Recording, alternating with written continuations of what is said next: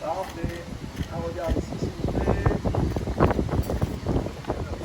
Nous présentons aujourd'hui un dispositif qui a pour objectif de favoriser une montée en puissance de l'utilisation du quart jaune. Je suis très heureuse d'annoncer aux auditeurs de Radio Freedom, aux Réunionnais en général, la gratuité des quarts jaunes, cette gratuité qui sera progressive et qui existe déjà pour les étudiants et les personnes qui accompagnent les personnes porteuses de handicap. Vous savez, nous allons aussi travailler pour que à partir du 28 novembre, d'ailleurs ça va exister à partir du 28 novembre, les personnes à la recherche d'un emploi, les demandeurs d'emploi auront droit également au quart jaune gratuit. Nous travaillons également pour que le travailleur pauvre, celui qui a son SMIC, qui a vraiment un petit revenu, puisse aussi bénéficier du quart jaune.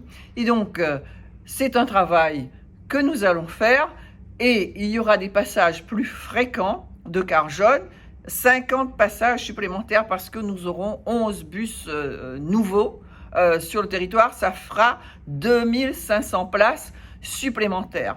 Et donc, c'est un travail de longue haleine que nous faisons et que nous allons organiser les états généraux de la mobilité bientôt pour que tout le monde s'accorde, pour que dans cette île où il y a 28 000 immatriculations supplémentaires tous les ans, où nous avons 450 000 voitures qui traversent ce territoire, qui montent et qui descendent, et donc, et nous savons combien un loto, ça pèse sur le budget d'une famille. Il faut payer la traite tous les mois, il faut payer l'essence, il faut payer les réparations de cette voiture. Et ça pèse 30%, quasiment 30% du budget d'une famille et qui ne peut pas faire autrement parce qu'elle a besoin d'aller travailler. Et donc, mettre en place ce quart jaune gratuit, ça permettra aussi aux demandeurs d'emploi de traverser plus facilement le territoire pour aller à Pôle emploi, pour aller à la recherche de cet emploi et de prendre un travail que quelquefois peut-être il dit lui reste trop loin,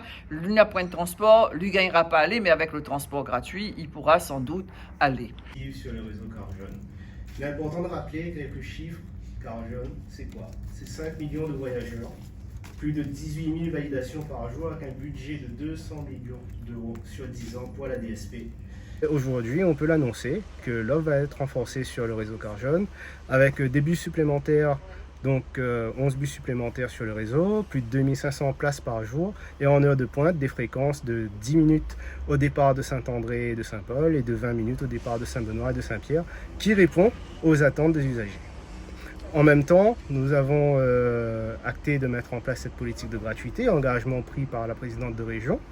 Et dès la rentrée d'août, les étudiants ont eu droit à une Réunipass qui permet de voyager sur l'ensemble des réseaux à titre gratuit.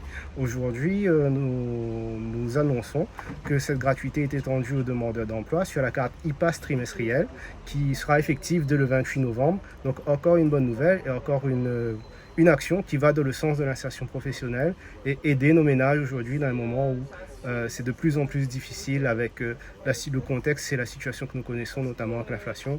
Donc il est important pour nous, Région Réunion, d'adapter nos politiques et de faire en sorte que nous puissions répondre aux attentes des Rayonnaises et des Rayonnais.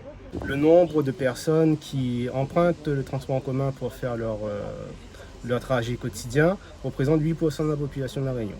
A contrario, la voiture, c'est 63%. Nous avons sur nos réseaux routiers de la congestion qui est quasi quotidienne et ça devient une norme. Aujourd'hui, il nous faut porter des politiques qui soient ambitieuses pour notre territoire. Cela passe par l'aménagement d'infrastructures dédiées, des voies réservées aux bus, notamment comme nous le faisons actuellement sur Sainte-Marie, des projets que nous portons actuellement sur Saint-Benoît, Saint-Paul, dans le sud, à l'entrée de Saint-Pierre, et aussi avec la NRL qui intègre pleinement une voie réservée au transport en commun.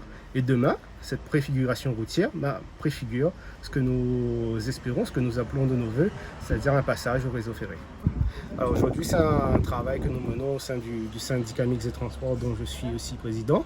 Et c'est un travail de concertation, de travail avec l'ensemble des intercos pour faire en sorte que sur les domaines tels que la tarification, tels que la cohérence et l'harmonisation des réseaux et sur l'information du voyageur, nous puissions mener des actions qui soient collectives et avoir une politique commune pour, au final, le bien-être des usagers, pour l'intérêt général, pour les Rayonnaises et les Rayonnais. Nous, sur le réseau Car Jaune, nous avons cette vision-là, de mener une gratuité qui soit totale. Nous entendons qu'il y a des impacts que nous devons quantifier aujourd'hui sur les réseaux urbains. Maintenant, c'est un travail que nous faisons toujours dans la concertation. Le SMTR va très rapidement se mettre au travail pour réaliser une étude d'impact financier sur la gratuité du réseau Car Jaune, la gratuité totale. À partir de là, nous pourrons prendre les décisions les plus avisées. À notre niveau, nous avons pris cet engagement de mener la gratuité totale sur le réseau Car Jaune. Nous l'entendons de la respecter.